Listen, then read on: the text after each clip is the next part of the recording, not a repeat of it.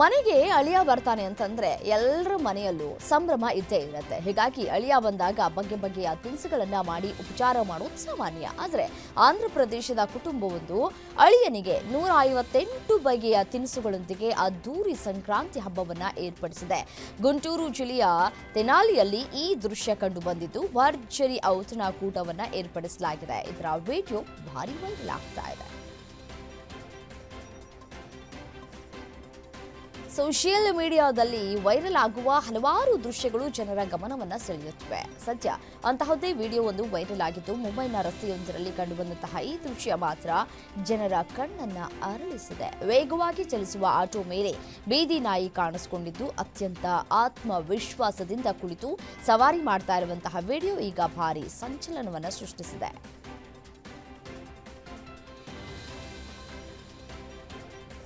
ಪ್ರಯಾಗ್ರಾಜ್ನಲ್ಲಿ ನಡೀತಾ ಇರುವಂತಹ ಮಾಘ ಮೇಳದಲ್ಲಿ 36 ಲಕ್ಷಕ್ಕೂ ಹೆಚ್ಚು ಭಕ್ತರು ಗಂಗಾ ಮತ್ತು ಸಂಗಮದಲ್ಲಿ ತೀರ್ಥ ಸ್ನಾನವನ್ನು ಮಾಡಿದ್ದಾರೆ. ಮಕರ ಸಂಕ್ರಾಂತಿಯ ಶುಭ ಅವಧಿ ಹಿನ್ನೆಲೆ ಯಾತ್ರಾರ್ಥಿಗಳ ಸಂಖ್ಯೆ 1 ಕೋಟಿ ದಾಟುವ ನಿರೀಕ್ಷೆ ಇದೆ ಅಂತ ಮಾಘ ಮೇಳದ ಈ ಆಡಳಿತ ಅಧಿಕಾರಿಯೊಬ್ಬರು ಮಾಹಿತಿಯನ್ನು ಹಂಚಿಕೊಂಡಿದ್ದಾರೆ.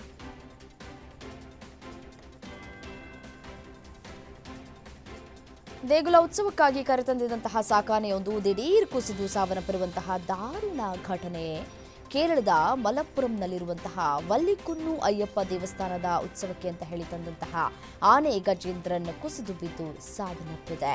ಆನೆಯ ಸಾವಿಗೆ ಕಾರಣ ಸ್ಪಷ್ಟವಾಗಿಲ್ಲ.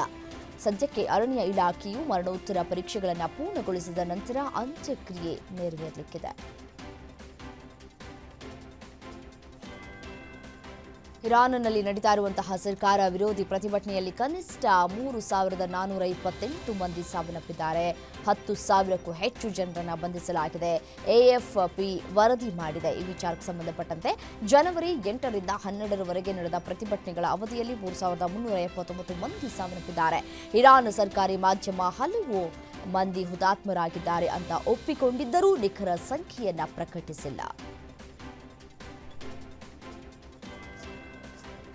ಇರಾನ್ನಲ್ಲಿ ನಡೀತಾ ಇರುವಂತಹ ಉದ್ವಿಗ್ನ ಪರಿಸ್ಥಿತಿಯಿಂದಾಗಿ ಅಲ್ಲಿರುವಂತಹ ಭಾರತೀಯರ ಸುರಕ್ಷತೆ ಬಗ್ಗೆ ಕಳವಳ ಹೆಚ್ಚುತ್ತಾ ಇದೆ. ಇದರಿಂದ ಭಾರತ ಸರ್ಕಾರವು ಇರಾನ್ನಲ್ಲಿ ಸಿಲುಕಿರುವವರ ಭಾರತೀಯ ಪ್ರಜೆಗಳನ್ನು ಸ್ಥಳಾಂತರ ಮಾಡೋದಕ್ಕೆ ತುರ್ತು ಯೋಜನೆಗಳನ್ನು ಸಿದ್ಧಪಡಿಸ್ತಾ ಇದೆ. ಸ್ಥಳಾಂತರಗೊಳ್ಳುವವರ ಮೊದಲ ಬ್ಯಾಚ್ ಇವತ್ತು ಹೊರ ಬರುವಂತಹ ಸಾಧ್ಯತೆಗಳು ಕೂಡ ಇದೆ ಅಂತ ಹೇಳಿ ಭಾರತೀಯ ರಾಯಭಾರ ಕಚೇರಿ ಮಾಹಿತಿಯನ್ನು ತಿಳಿಸಿದೆ. ಇರಾನ್ ದೇಶವು ತನ್ನ ವಾಯು ಪ್ರದೇಶವನ್ನು ಮುಚ್ಚಿದ ಪರಿಣಾಮ ಏರ್ ಇಂಡಿಯಾ, ಇಂಡಿಗೋ ಮತ್ತು ಸ್ಪೈಸ್ ಜೆಟ್ನ ಕೆಲವು ಅಂತಾರಾಷ್ಟ್ರೀಯ ವಿಮಾನ ಹಾರಾಟಕ್ಕೆ ಪರಿಣಾಮ ಬೀರಿದೆ. ಇರಾನ್ನಲ್ಲಿ ಸುಪ್ರೀಂ ನಾಯಕ ಅಯತೊಲ್ಲಾ ಖಮೇನಿ ವಿರುದ್ಧ ವ್ಯಾಪಕ ಪ್ರತಿಭಟನೆಗಳು ನಡೀತಾ ಇದ್ದು, ಜೊತೆಗೆ ಅಮೆರಿಕದೊಂದಿಗೆ ಸಂಘರ್ಷ ಹೆಚ್ಚುತ್ತಾ ಇರುವಂತಹ ಹಿನ್ನೆಲೆಯಲ್ಲಿ ಈ ಒಂದು ಕ್ರಮವನ್ನು ಕೈಗೊಳ್ಳಲಾಗಿದೆ.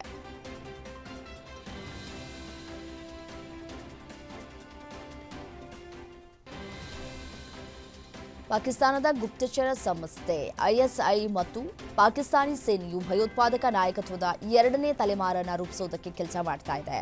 ಇದಕ್ಕಾಗಿ ದೊಡ್ಡ ಪ್ರಮಾಣದ ಹಣಕಾಸು ನೆರವನ್ನ ಒದಗಿಸುವುದರ ಜೊತೆಗೆ ವಯಸ್ಸಾಗ್ತಾ ಇರುವಂತಹ ಉಗ್ರ ಕಮಾಂಡರ್ಗಳ ಪುತ್ರರು ಆಪ್ತ ಸಂಬಂಧಿಕರನ್ನ ತರಬೇತಿ ನೀಡಿ ಬೆಳೆಸಲಾಗ್ತಾ ಇದೆ ಅಂತ ಹೇಳಿ ಗುಪ್ತಚರ ಮೂಲಗಳು ಹೇಳಿವೆ.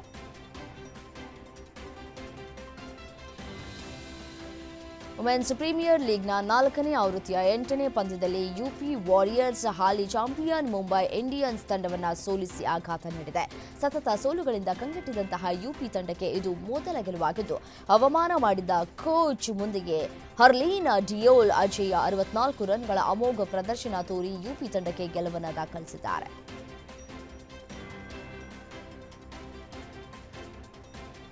ಇನ್ನು ತಿಲಕ್ ವರ್ಮಾ ಸಹ ಶಸ್ತ್ರಚಿಕಿತ್ಸೆಗೆ ಒಳಗಾಗಿದ್ದಾರೆ. ಜಯ ಹಜಾರೆ ಟೂರ್ನಿಯ ವೇಳೆ ತೊಡೆ ಸಂದು ಸಮಸ್ಯೆಗೆ ಒಳಗಾಗಿದ್ದಂತಹ ತಿಲಕ್ ಆಸ್ಪತ್ರೆಗೆ ದಾಖಲಾಗಿದ್ದು ನೋವಿನ ಸಮಸ್ಯೆಗೆ ಸರ್ಜರಿಯನ್ನ ಮಾಡಿಸಿಕೊಂಡಿದ್ದಾರೆ. ಹೀಗಾಗಿ ತಿಲಕ್ ವರ್ಮಾ ಮುಂಬರುವ ನ್ಯೂಜಿಲೆಂಡ್ ವಿರುದ್ಧದ ಸರಣಿಯಿಂದ ಹೊರಗುಳಿಯಲಿದ್ದಾರೆ ಅಂತ ತಿಳಿದು ಬಂದಿದೆ.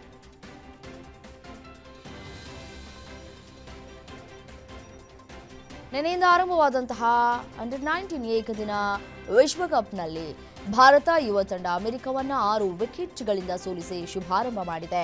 ಮಳೆ ಪೀಡಿತ ಪಂದ್ಯದಲ್ಲಿ ಅಭಿಗ್ಯಾನ್ ಕುಂಡು ಅಜೇಯ 42 ರನ್ ಅನ್ನು ಸಿಡಿಸಿ ಬ್ಯಾಟಿಂಗ್ನಲ್ಲಿ ಹಾಗೂ ಹೆನಿಲ್ ಪಟೇಲ್ 5 ವಿಕೆಟ್ ಪಡೆದು ಬೌಲಿಂಗ್ನಲ್ಲಿ ಮಿಂಚಿದ್ದಾರೆ.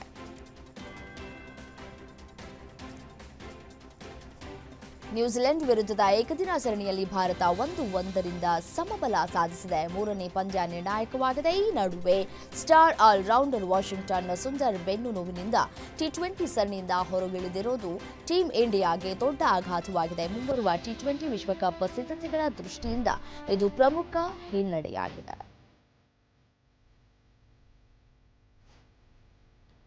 ನ್ಯೂಜಿಲೆಂಡ್ ವಿರುದ್ಧದ ಏಕದಿನ ಸರಣಿಯಿಂದ ವಿಶ್ರಾಂತಿ ಪಡೆದಿರುವಂತಹ ಭಾರತದ ಆಲ್ರೌಂಡರ್ ಹಾರ್ದಿಕ್ ಪಾಂಡ್ಯ ಇತ್ತೀಚೆಗೆ ಮಕರ ಸಂಕ್ರಾಂತಿಯಂದು ಜೈಪುರದಲ್ಲಿ ತಮ್ಮ ಗೆಳತಿ ಮಹಿಕಾ ಶರ್ಮಾ ಜೊತೆ ಗಾಳಿಪಟ ಹಾರಿಸುತ್ತಾ ಎಂಜಾಯ್ ಮಾಡಿದ್ದಾರೆ. ಸಾಮಾಜಿಕ ಜಾಲತಾಣದಲ್ಲಿ ವಿಡಿಯೋ ವೈರಲ್ ಆಗಿದೆ. ಫಿಟ್ನೆಸ್ ಕಾರಣ ನೀಡಿ ಏಕದಿನ ಸರಣಿಗೆ ಗೈರು ಹಾಜರಾಗುವ ಬಗ್ಗೆ ಚರ್ಚೆಗಳು ಕೂಡ ಹುಟ್ಟುಹಾಕಿದೆ.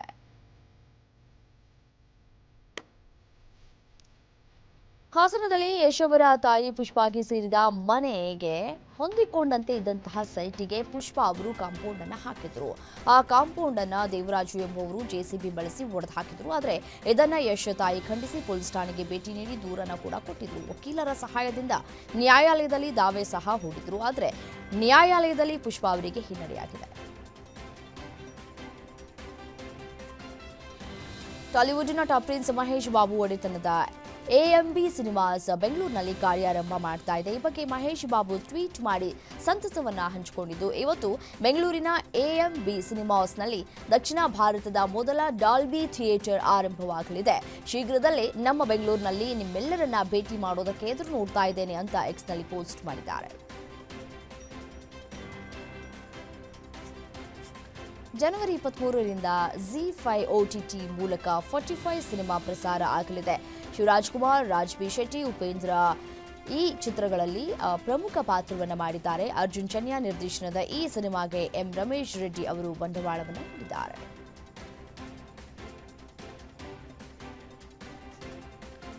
ಸೋನು ಸೂದ್ ಸಿನಿಮಾಗಳಲ್ಲಿ ಹೆಚ್ಚಾಗಿ ಕಾಣಿಸಿಕೊಂಡಿರುವುದು ವಿಲನ್ ಪಾತ್ರದಲ್ಲಿ, ಆದರೆ ನಿಜ ಜೀವನದಲ್ಲಿ ಅಪ್ಪಟ ಹೀರೋ. ಕೋವಿಡ್ ಬಳಿಕವೂ ಸೋನು ಸೂದ್ ತಮ್ಮ ಸಮಾಜ ಸೇವೆಯನ್ನ ಮುಂದುವರೆಸಿದ್ದು ನಾನಾ ರೀತಿಯ ಜನರಿಗೆ ಸಹಾಯವನ್ನ ಮಾಡ್ತಲೇ ಬಂದಿದ್ದಾರೆ. ಇದೀಗ ಗುಜರಾತ್ನ ಗೋಶಾಲೆಯೊಂದಕ್ಕೆ ಬರೋಬ್ಬರಿ 22 ಲಕ್ಷ ರೂಪಾಯಿ ಹಣವನ್ನ ದೇಣಿಗೆಯಾಗಿ ಕೊಟ್ಟಿದ್ದಾರೆ.